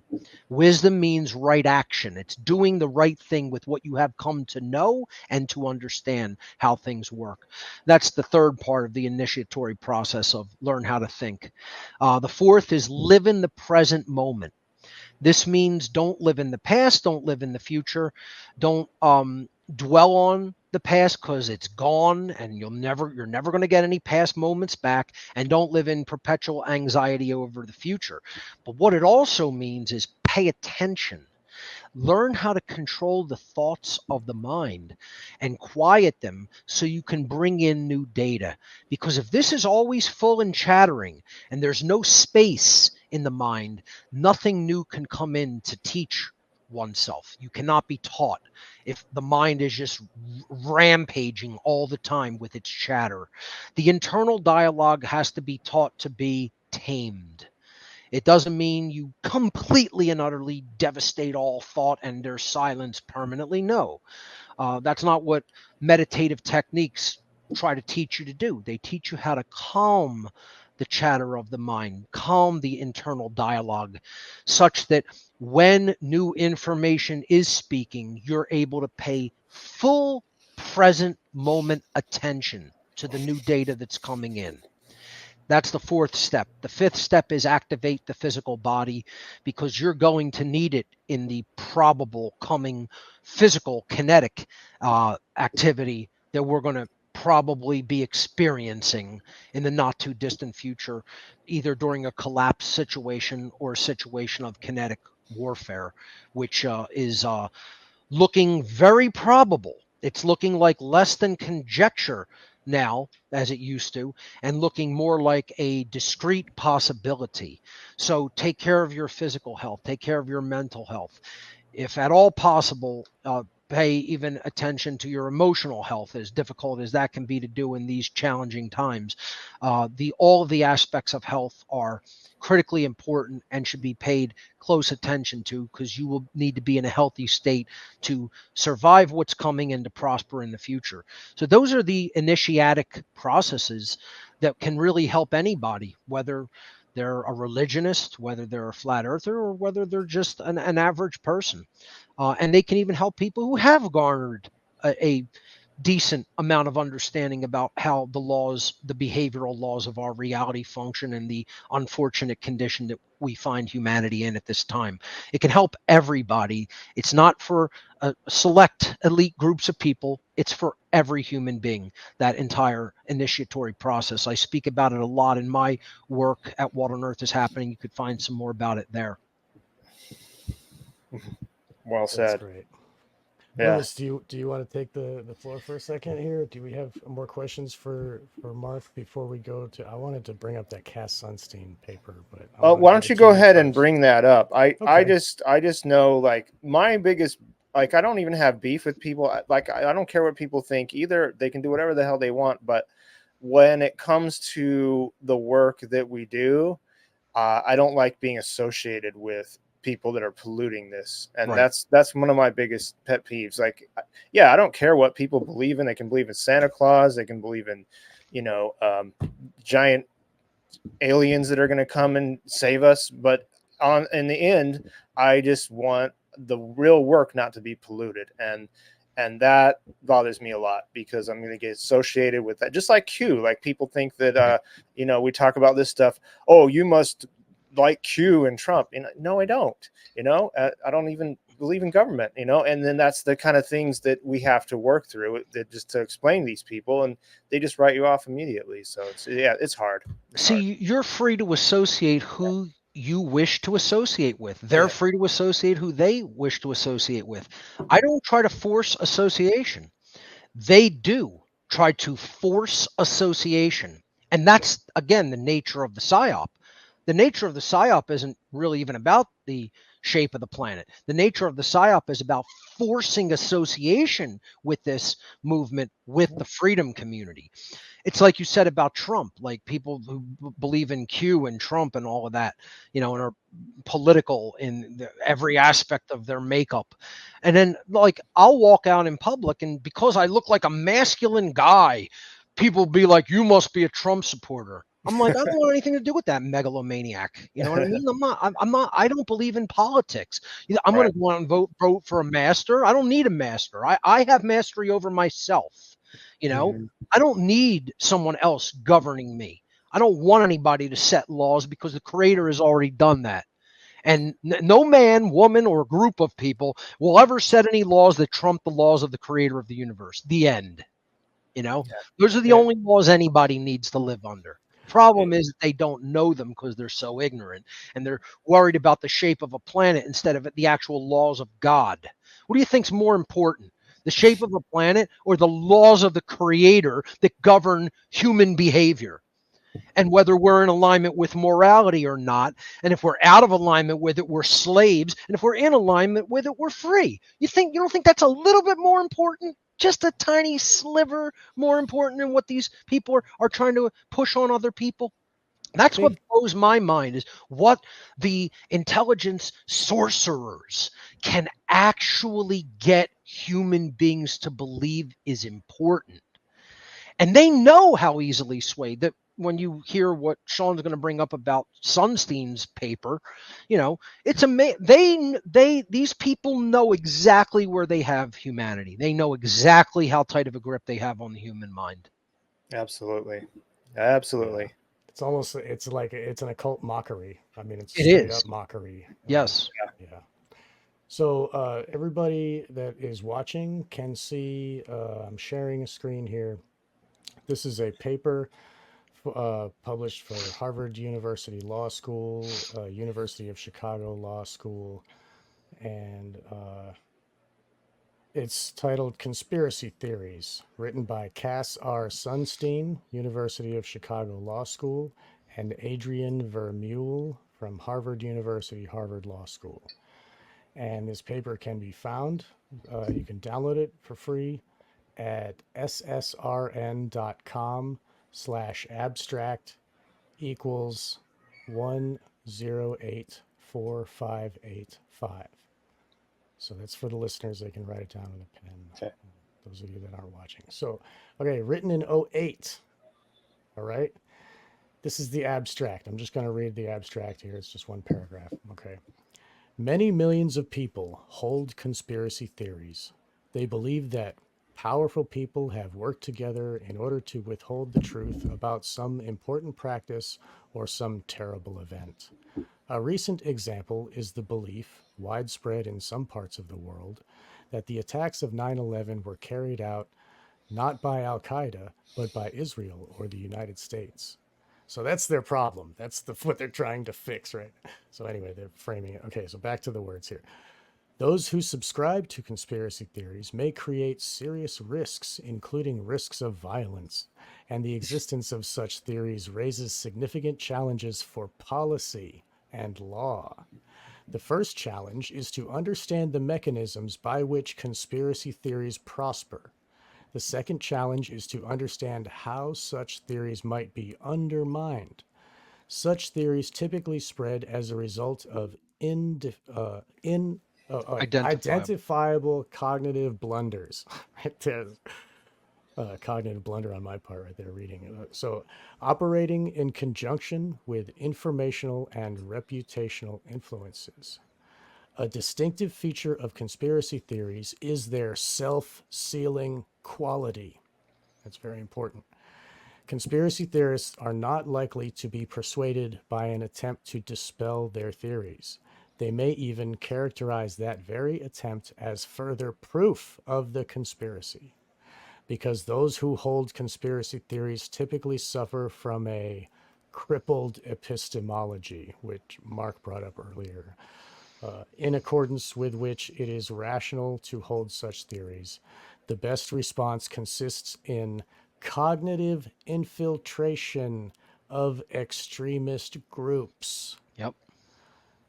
That's the anarchist Meaning we'll community. infiltrate the freedom community who actually Yes. doesn't want to live under slavery, and Right. will associate it with all of these ridiculous conspiracy theories. This is why I don't particularly prefer the term conspiracy theorist at all. I don't consider myself a theorist of any kind, and I don't have a crippled epistemology. I know exactly how epistemology works and how to conduct an epistemological seeking and really come to accurate conclusions about how things work and what has been or has not been done.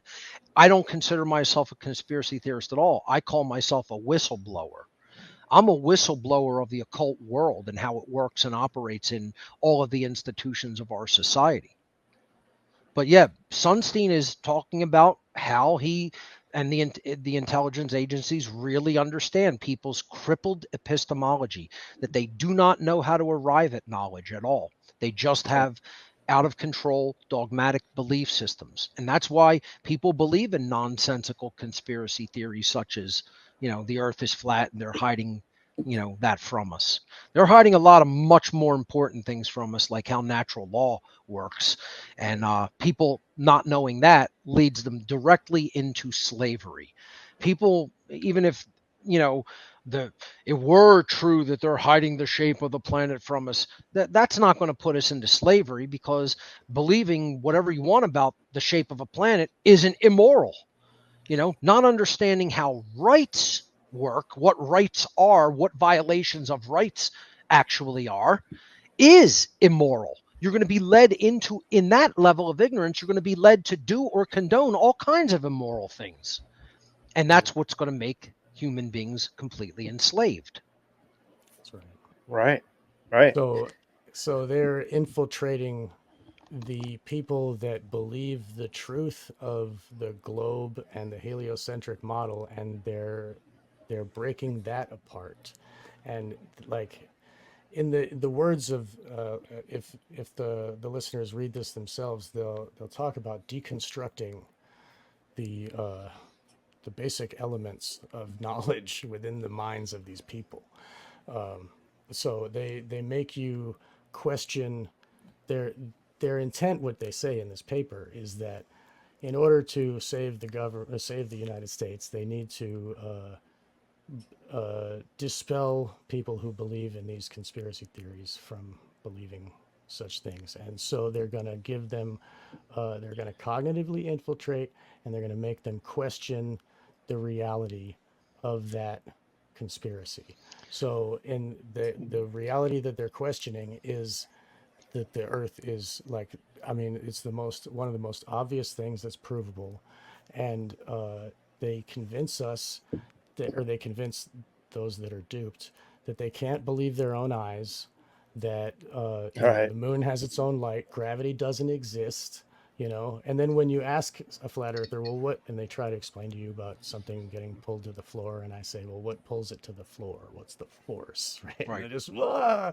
And then they say they want to kill me or something. But it's so that is the exact thing. And what I kind of mentioned earlier about how it destroys people's personal relationships.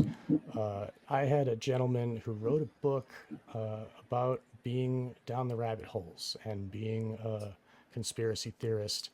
And his book was basically his journey of losing his family and his like wife and kids. They don't like him anymore. And he's, Oh, wow. wrote a book sad about that. I don't remember exactly the guy's name. He was on William Ramsey's show before. But anyway, I sent him back an email and I said, yeah, I think that would be a good idea to talk about that dynamic of like, interpersonal relationships with this kind of journey. And in the email response, I said, as long as it's not crazy stuff like flat earth. And he sent me back this email that was like 4 pages long, Oh, just cutting me down. You piece of crap, blah, blah, blah.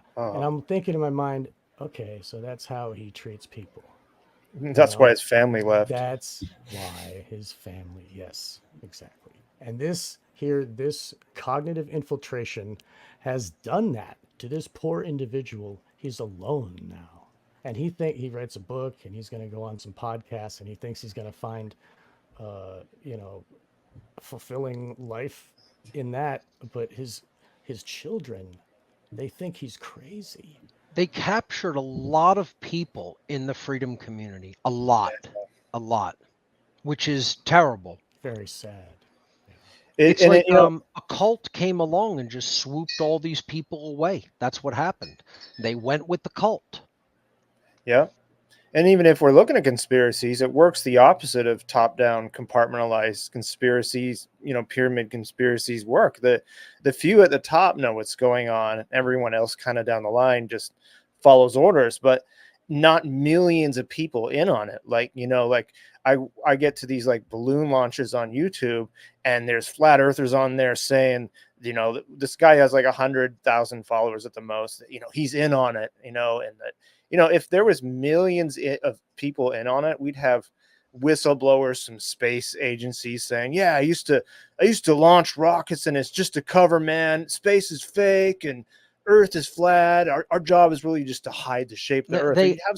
They actually believe that if this is the Earth, that rockets take off like this and go straight up. They don't even understand orbital trajectories. And they're like, why is it flying, quote, sideways? It's like, it's on an orbital trajectory. It doesn't mean you go orthogonally straight up. Well, what do you mean? It goes straight up and then it hits the firmament and it scrapes the firmament and you see the scrape of the watery ether behind it. Yeah, the whole thing, meteors are just pieces of the firmament that have broken loose. Yeah. The ceiling. Maybe that's what. Okay, go ahead. Sorry. Well, no, like these people believe in HARP, right? And HARP bounces rays off the ionosphere around the Earth. How does that work on a flat Earth model? Right. Yeah. Or trajectory of missiles that the military sets out, they have to adjust it to a curve. I don't know.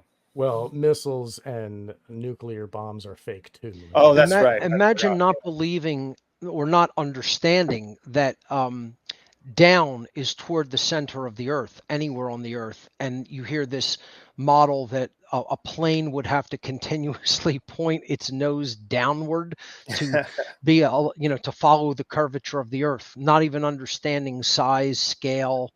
Or that gravity pulls on every molecule of that plane in the same way. Of course. So of course it doesn't need to redirect because it's being pulled down. I mean, What the? That's one Right. of the funniest ones, the plane one. That people get real mad when It I fight really them on all it. comes from their lack of understanding of scale and proportion. In They don't perspective. understand size. If they really understood size better, there's some videos out there that are called, one of them's called Better Proportions for Flat Earthers to Understand the Size of the Earth. I actually included this one on the ARC drive. I don't know if it's still out there anywhere, but it's a very good one. There's another one that talks about, I'm not really sure who did it, but it's about how topologically smooth the planet is. And literally, like if Mount Everest, it was on a basketball, how tiny it would be. It would be, you wouldn't even be able to feel it. It's like, you know, somebody else drew the surface of the earth to scale and put Mount Everest on it, and it's so unbelievably tiny that you can barely see it. And we think, these guys think that, like, you'll be able to see the curvature from a very, very, very small distance upward. It's like they really just don't have any sense of scale of how No, really truly large things are. I know. Or the spin of the earth. They think the earth, because we don't feel the spin, it's subtle. It's like, and I've been in the Space Needle in Seattle. They have that revolving restaurant, and you don't really notice you're revolving. It's a slow thing. If you're in a plane going 400 miles an hour, you don't feel the speed. Only time you feel the speed is when it changes. So these Right. people don't have a sense of like what I guess you would say, just how things work in general. Yeah, cosmology, all this. I don't know. Water can't stick to the surface of a ball is Right. one of the things you'll hear a lot from them, Yeah. because again, they don't believe that gravity is an attractive force pulling all matter toward Yeah. a center. And they think that the earth spins so quickly it would throw the oceans off of it. I mean, instead of understanding it's massive and it only rotates once per 24 hours. I mean, picture a ball rotating once per 24 hours, you know. I mean, and then you just expand the size. Sorry, Sean, we said, didn't oh, hear that. Yeah. sorry, I was on mute. But I said, but it's millions of miles per hour. Yeah. Oh, Yeah. how Because much it's is the Earth? 1,000 miles per hour, because it's a 25,000 mile circumference. Right. It's really a shame, though. I mean, when it comes down to it, it's like what it really is. I'll wrap up on this idea, is that the whole educational system of the planet has failed. Regardless of the shape of the Earth, the educational outreach efforts and the just general educational facilities everywhere on this planet have failed people. And that really goes to one dynamic: parenting, because that's the ultimate avenue or aspect of education of the young that has completely and utterly, abjectly failed. And we need better parenting so that people don't grow up to be that ignorant. We need parents taking a vested interest in the real education of their child, not the indoctrination of the public school. Oh. Uh-oh. Which means Glitched to out for a lead second. one Okay. out of the darkness of ignorance, from the Latin educo, meaning to lead out of. And what you're being led out of when you're truly educated is you're being led out of darkness. And then you can actually see the light, and then you can actually receive the light, which is going to teach you true morals. And then you'll be truly raised. The problem is we don't have parents raising their children. We have parents letting their children down. Letting And them that be has to taught by the change. government. That's They let the right. government do it. Imagine. And that's why we have all of people who can't even understand basic arithmetic, geometry, and astronomy. And Right. that's a sad, sad state of affairs. They graduate, they can't read, some of them. Like, Right. Wow. Not to mention all the degradation just through all the media and all the Yep. stuff and the chemicals in the water, food, air. It's just It's a gauntlet that we have to run. I mean, it's no easy task. Not not going to lie and tell people it's easy, but you got to take a vested interest in yourself and your own education, and you got to start working to improve. You can't stay where you're at. As many people will say, a year from now, you're either going to have a year of progress or you're going to have a year making more excuses. Don't let it be the latter. Make progress. As long as there's steady progress, I think we'll be okay in the long term. But we can't sit still. We can't be stagnant. We have to move in consciousness. We have to grow in consciousness.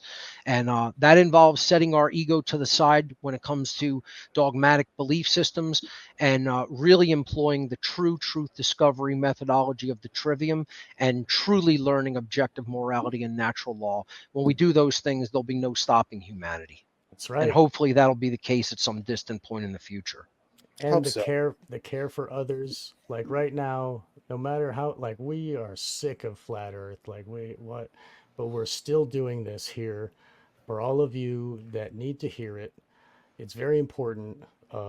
Just consider the ideas that we have brought forth.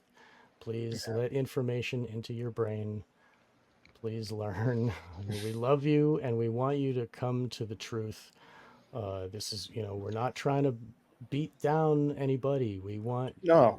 Everybody is the human family, and we are doing this here, this 2-hour show, to welcome you all and to maybe help bring some of the light to your brains. Amen. Yeah.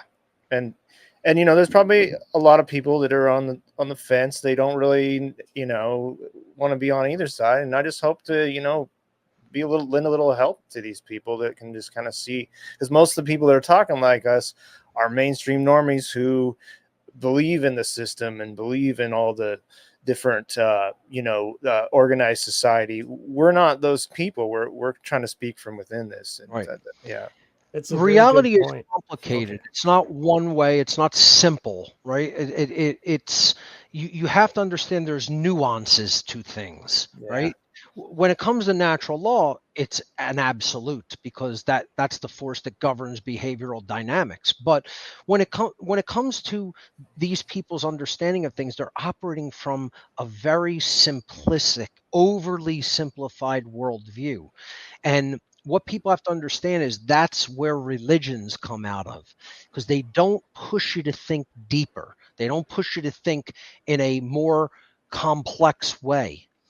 And that's what we're trying to explain to people. Religion doesn't want you to learn and grow. Religion wants you to accept dogma and stay exactly where you're at and know your role and shut your mouth.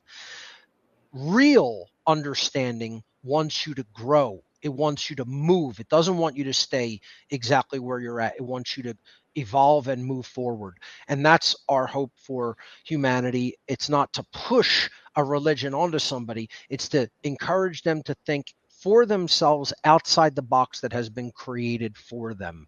If we do that, we're going to see real progress and freedom in humanity. If we don't, it's going to be more of the same.